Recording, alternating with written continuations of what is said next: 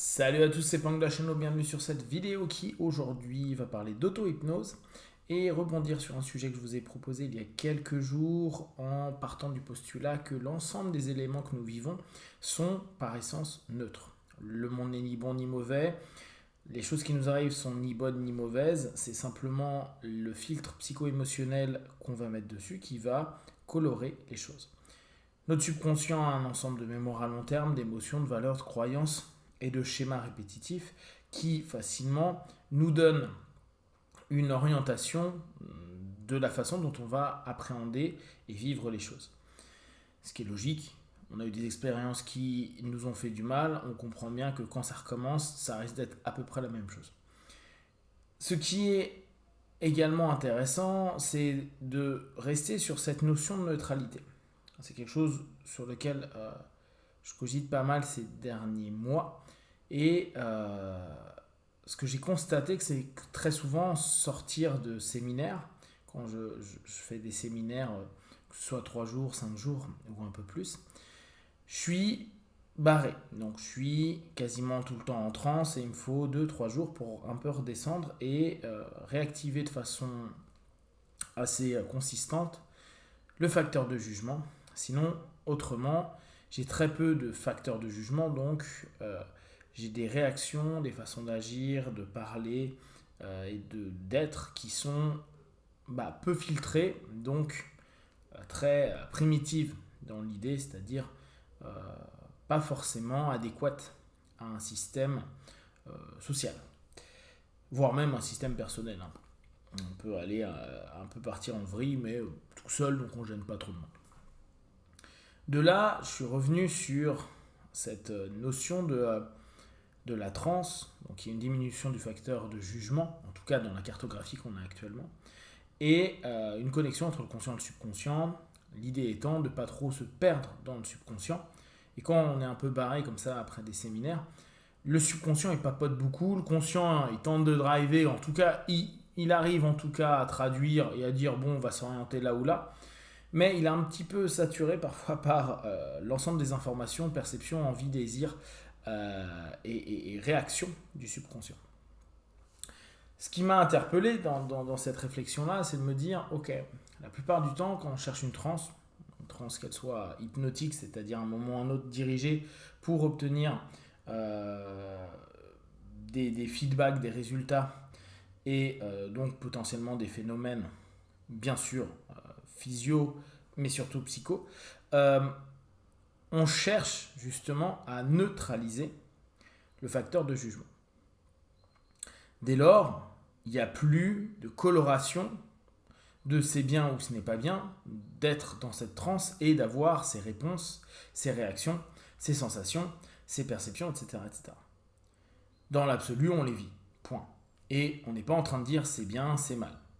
C'est a posteriori, ou comme je vous l'ai dit un peu plus tôt dans la vidéo, on peut se dire socialement, c'est peut-être pas très bienvenu de dire telle ou telle chose, de se comporter de telle ou telle manière.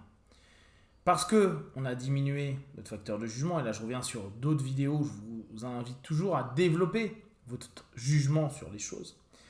C'est justement pour nous permettre de ne pas se laisser embarquer déjà par notre propre autosuggestion et surtout par notre propre mouvement du subconscient, sans forcément le driver, c'est-à-dire qu'on le comprend, et puis on se dit, bon, je m'en fous. Le facteur de jugement, il nous permet de dire oui, non, ça va le faire, ça va pas le faire, potentialiser des conséquences, etc., etc. Anticiper également.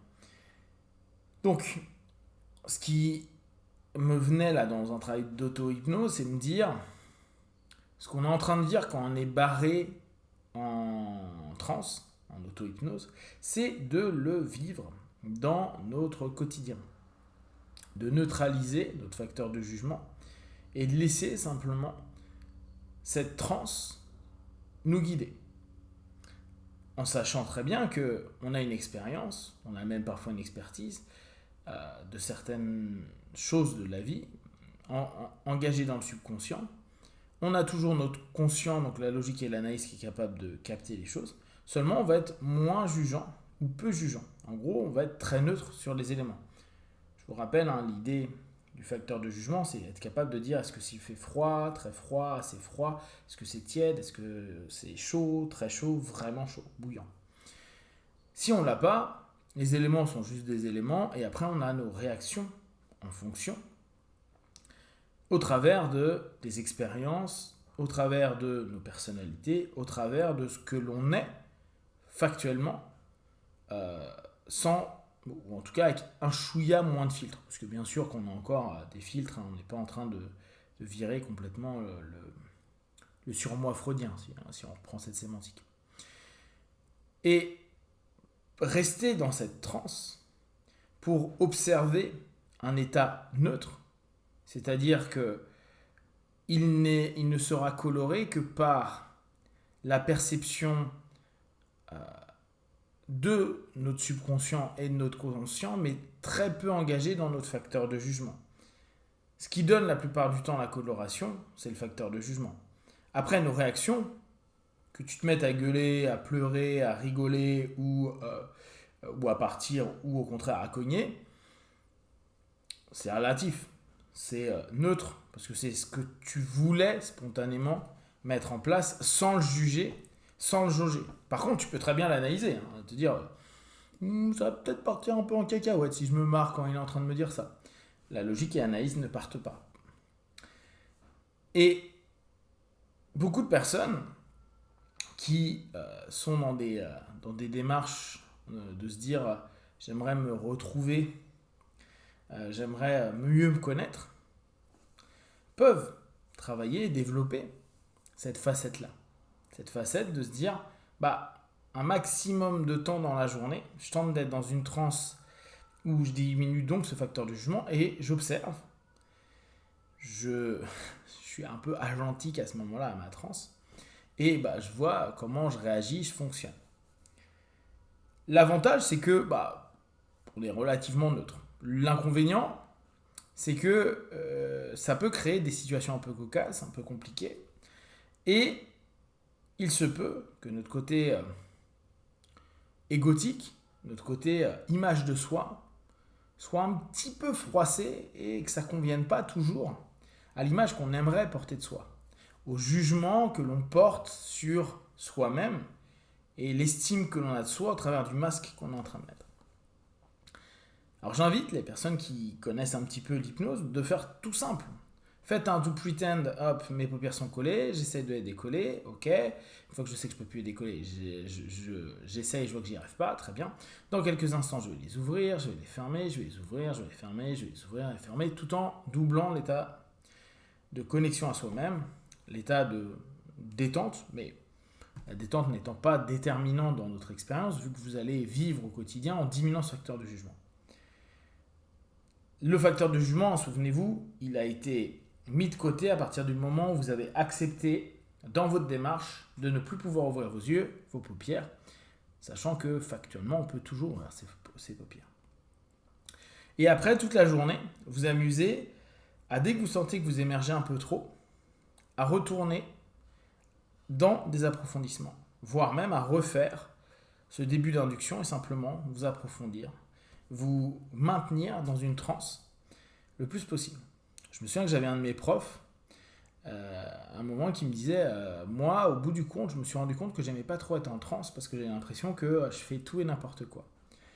Et là, en l'occurrence, pour les personnes qui tentent un petit peu de se comprendre, de se découvrir, de savoir ce qu'ils sont vraiment, c'est une occasion, et un moyen en tout cas, de le faire.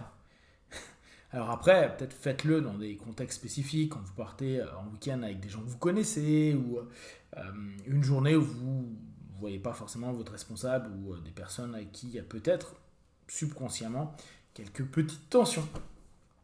Et laissez voir comment vous vivez et réagissez à l'ensemble des éléments qui se passent dans ce quotidien. Je vous invite à vraiment jouer avec ça, diminuer et neutraliser donc votre facteur de jugement pour neutraliser les feedbacks que vous pouvez percevoir du quotidien et simplement laisser aller ce côté de la transe et du subconscient et du conscient connecté pour voir comment vous découvrez ou vous redécouvrez. Si vous avez des questions et des remarques, partagez-les sur Facebook, YouTube, j'y répondrai le plus rapidement possible. Et comme d'habitude, de tout ce que je propose, ne prenez que ce qui est bon juste pour vous, tester, observer, analyser et conclure. Be one, ciao!